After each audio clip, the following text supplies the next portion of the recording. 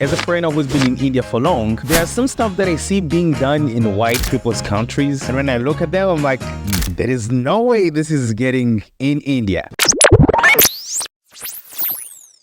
And they might be popular and successful there, but here are some of the things which cannot succeed in India, even though they do in foreign countries.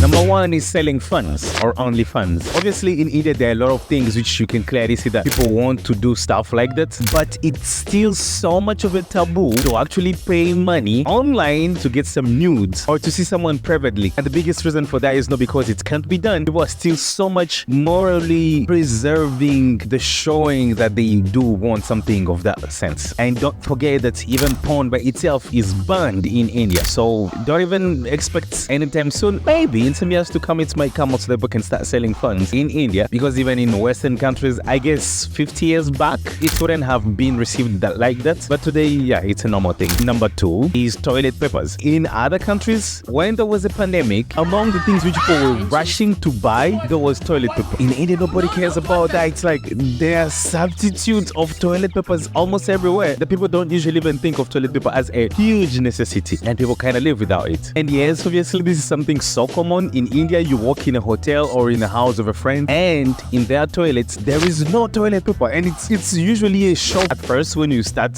getting to India and realizing that. But in time, you eventually realize that, okay, they just don't use it, and it's not such a necessity to them, and you live with it also. Number three is senior living facilities. Like when you get old, you get to this place where other old dudes are being taken care of.